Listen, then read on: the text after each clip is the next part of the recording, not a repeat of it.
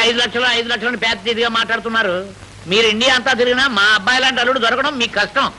వాడు చదువు సంస్కారం, వాడు అందం చందం చూస్తుంటే మాకే మతిపోతుంది. మీకు పోవడం ఎంతసేపు? 5 లక్షలు కాదు 50 లక్షలు ఇచ్చినా మా బోర్డు సంబంధం అందుకోవడం మీ కష్టం. బావగారు ఈ ఆపండి. నాతో వియ్యం అందాలంటే మీరు ఏనాడో పుణ్యం చేసుకుని ఉండాలి. ఏమిటండో నా విషయం తెలుసునా? 100 ఎకరాల మాగాణి, 200 ఎకరాల మెట్ట, 25 పంపు చెట్లు, 50 దిగుడు బావులు. ఏమిటండి ఏమిటండి ఏమిటండి? 100 ఎకరాల మాగాణి, 200 ఎకరాల మెట్ట, 25 పంపు చెట్లు, 50 దిగుడు బావులు. ఇది పల్లెటూరు వ్యవహారం. సిటీకి రండి. సిటీకి వచ్చాను చెప్పండి. 70 mm అంటే పెద్ద తెర ఉన్న సినిమా హాళ్లు 25, 35 mm అంటే చిన్న తెర ఉన్న సినిమా హాళ్లు 30, 40.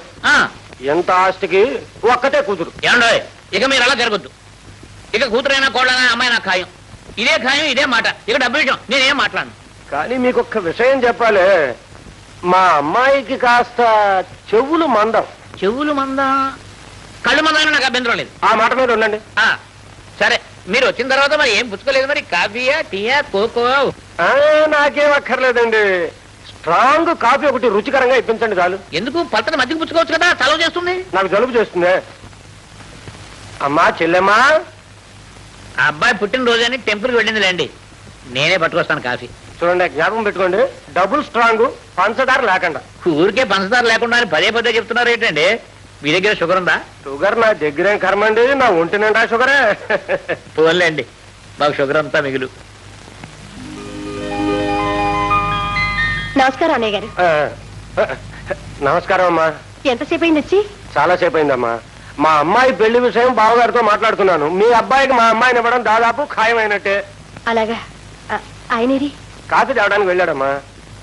ఇదిగో చూడండి అన్నయ్య గారు, మా అబ్బాయికి ఇంతకు ముందే పెళ్ళయింది. అయితే మాత్రం పెళ్ళైపోయిందా? అవునన్నయ్య, ఆ అమ్మాయి ఇంకా బ్రతికే ఉంది. డబ్బు కాసుపడి ఆ అమ్మాయిని కాదని మరో పెళ్లి చేయాలని చూస్తున్నారు. మా ఆయన మాటలు నమ్మకండి, పచ్చి మోసగాడు. నేను ఇలా అన్నానని ఆయనతో చెప్పకండి. వస్తాను. ఓరి దౌర్భాగ్యుడా.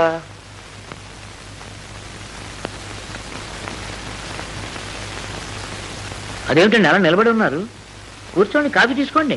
తీసుకెళ్లి కుడితోట్లో పోయి, లేకపోతే నేను బొందలో పోసుకో. చిచ్చి, డబ్బు కోసం ఇంత గడ్డి తింటావా? అదేమిటండి అలా మాట్లాడుతున్నారు? ఏమైంది? మరి ఎలా మాట్లాడమంటావయ్యా?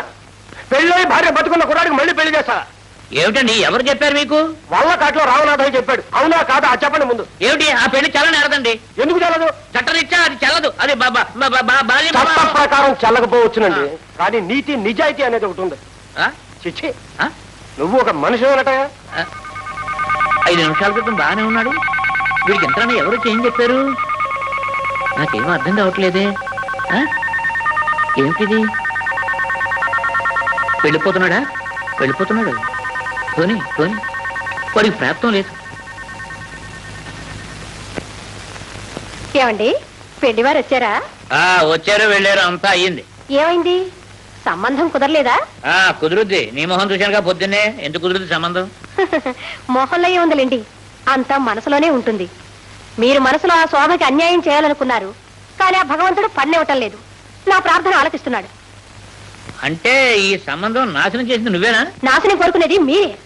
నా మంచితనం వల్లే నేను సుమంగళిగా పోవాలని భగవంతుడు మిమ్మల్ని ఇంకా ఆరోగ్యంగా బ్రతికిస్తున్నాడు. లేకపోతే మీరు చేసే అన్యాయాలకు మీ గుండె ఎప్పుడూ ఆగిపోయేది.